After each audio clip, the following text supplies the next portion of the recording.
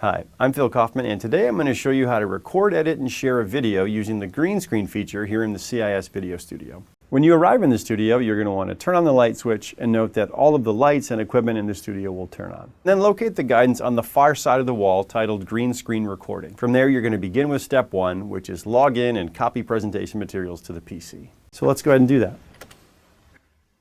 Now, if you have content on a USB drive, there's a port right here on the desk. I'm going to just open my U drive and copy a presentation over here. Now it's on to step 2, which is launch Panopto, log in, and then uncheck all the boxes under secondary sources. Let's open up Panopto here on the desktop. Now that Panopto's logged in, let's just go right over here under secondary sources. We're going to uncheck those and uncheck that. Now it's time for step 3, which is slide the curtain toward the door. Grab this on the end and slide it toward the door. Let's move on to step 4, which is if using PowerPoint, start the slideshow. Let's open up PowerPoint. Here we are. Let's go ahead and just start the presentation.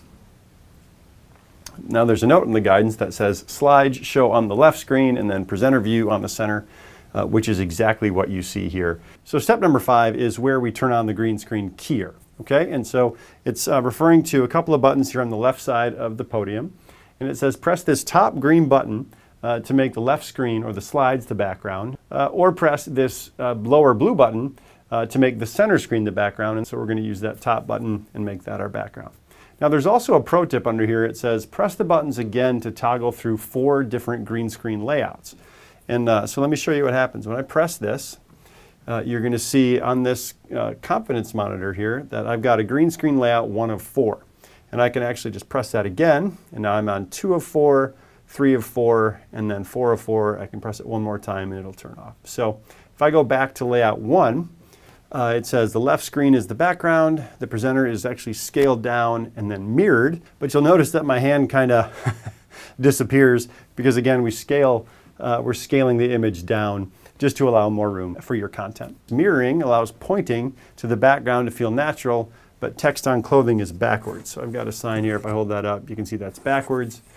And then it says, if wearing lettering, press the button again to disable mirroring. So I'm going to press that one more time. Now you can see, if I hold this up, you can read this sign, which is great if I've got, my shirt says Central or something. And then it says, press the button again for a full-size keying layout. So if I go to layout 3, if I step out of the way here, it says the left screen is still the background, presenter's full size, so any part of the background can be referenced, so I can just go all the way over there. The presenter is mirrored, so pointing is natural, but lettering on close is backwards.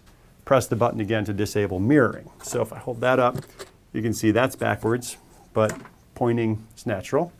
And if I press it one more time, you're going to see there, now it says the left screen is the background, the presenter is full size, but the presenter is not mirrored, so pointing is opposite. So you can see there if I point, it's just kind of backward. Press the button again to turn off the keyer. So if I press that again, we're just right back where we started. I mean, it's just helpful to know. There's 2 layouts where you're scaled down to the lower left. One's mirrored, one's not mirrored. There's 2 layouts where you're full frame. One's mirrored, one's not. So now we're on to step number 6, which is position the camera and the content so the presenter is not blocking the material. Now you can see right here on the left panel, I also have a camera zoom in out feature. So if I zoom in, right, I can do that. And then I can also pan the camera left or right, okay? So that's kind of what that's referring to. And so the camera is actually right behind the teleprompter glass. So I can actually control that, all those camera features right here. I want to actually look at the camera and I want to look at my content. And if I look at this slide, I can tell that I need to move that content over to the right side of the slide. So I'm just going to escape my presentation and I'm going to just highlight this text and I'm just going to shift click over, maybe bring it over just a little bit more and then present that again. And now maybe I can adjust the content just like that. Okay, I think that looks really good. So I'm going to go back to slide 1 and get ready to start my presentation. So now we're on to step 7, which is press F8 to start recording, press F9 to pause and resume, and then press F10 to stop. When it's time to record, I'm going to get ready to press F8. I'm going to look right at that red light you see in the teleprompter. When you look at that red light, it helps the viewer feel like you're talking right to them. And then I'm just going to press F8. And now I can begin my talk. I've got a little recording light that lets me know we're recording. So here we go. Today we're talking about 3 quick tips for the green screen.